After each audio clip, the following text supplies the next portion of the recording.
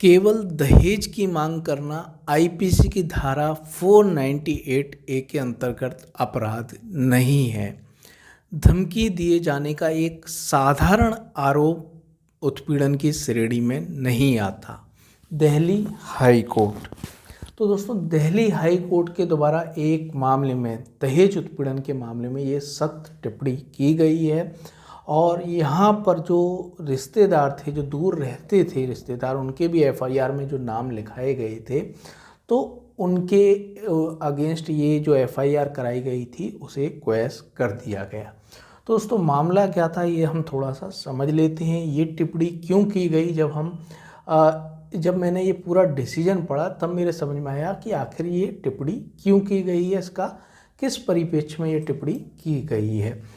तो दोस्तों, इसमें मामला क्या था कि एक एफआईआर, एक पत्नी के द्वारा एक एफआईआर लिखाई गई। इसमें पति का नाम था, ससुराली जनों का नाम था और अंकल आंटी का भी नाम था, जो कि दूर रहते थे, जो दूसरे शहर में रहते थे, उनका भी यहाँ पर नाम एफआईआर में लिखाया गया था और उन पे आरोप लगाया गया था कि इन्होंने ये धमकी दी है कि यदि तुम दहेज की डिमांड पूरी नहीं करोगे तो हम ये जो तुम्हारा रिश्ता है, जो विवाह है, उसको हम तोड़वा देंगे। ऐसी धमकी दी गई थी। तो दोस्तों, इन्हीं रिश्तेदारों के द्वारा, जो दूर रहते थे रिश्तेदार, उन्हीं के द्वारा ये पिटीशन दिल्ली हाई कोर्ट में फॉर क्वैशिंग एफआईआर के लिए ये पिटीशन दाखिल की गई थी।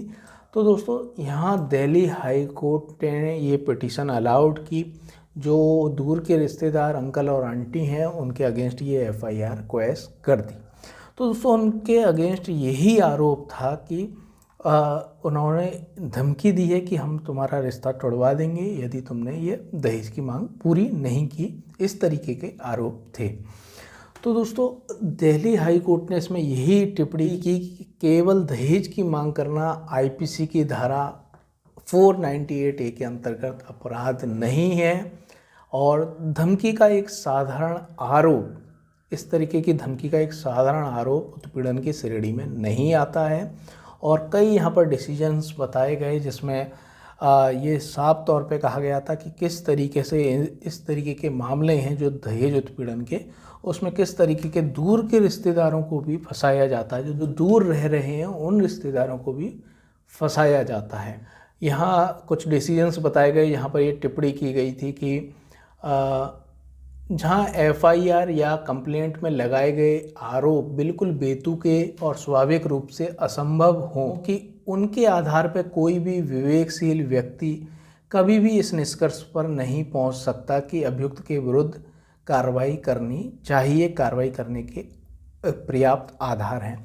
तो इस तरीके के एलिगेशंस लगाए गए हैं एफआईआर में कि जो बिल्कुल बेतुके दिख रहे हैं, अपसर्ड दिख रहे हैं, कि जो कोई भी प्रूडेंट व्यक्ति है, विवेकशील व्यक्ति, यदि वो देखता है तो उसे प्रेमा फेसा ये दिखाई दे रहा है कि ये तो बिल्कुल बेतुके बेकार की एलिगेशंस है। इस तरीके के एलिगेशंस के लिए किसी पे मुकदमा क्यों चलाया जाए।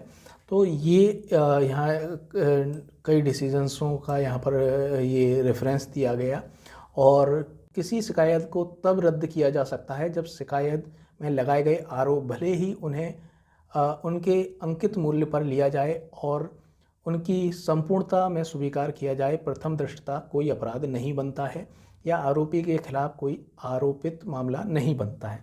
तो यहाँ पर यही जो और भी डिसीजंस में बताया गया कि इस तरीके की जो एफआईआर दिखाई गई है जिसमें कि स्पष्ट तौर पर दिखाई दे रहा है कि कोई अपराध बन ही नहीं रहा है, ठीक है, तो या आरोपी के खिलाफ कोई आरोपित मामला नहीं बनता है, तो मामला क्यों आगे चलाया जाए। तो ऐसे मामलों को यहाँ पर हाई कोर्ट को क्वैश कर देना चाहिए। तो दोस्तों, जैसा कि आप जानते हैं कि 498 ए के अंतर्गत जो अपराध है वो, उसमें दहेज मांगना या दहेज लिया, उसके लिए वो अपराध नहीं है।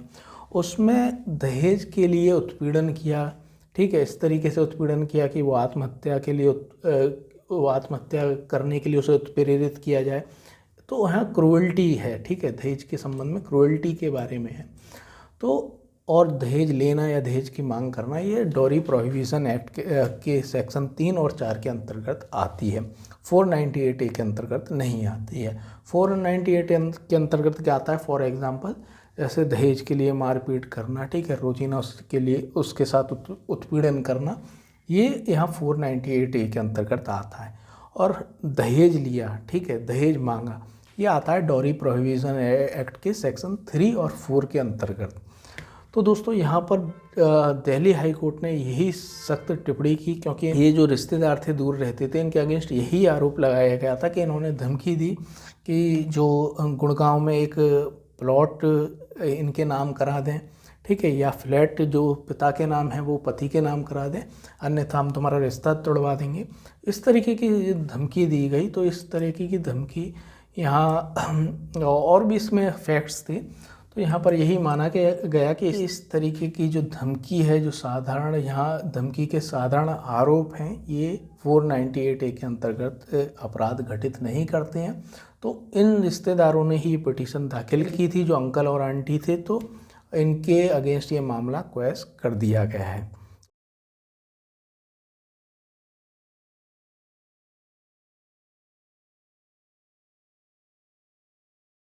दोस्तों कैसा लगा ये वीडियो, कमेंट बॉक्स में कमेंट करके ज़रूर बताएं।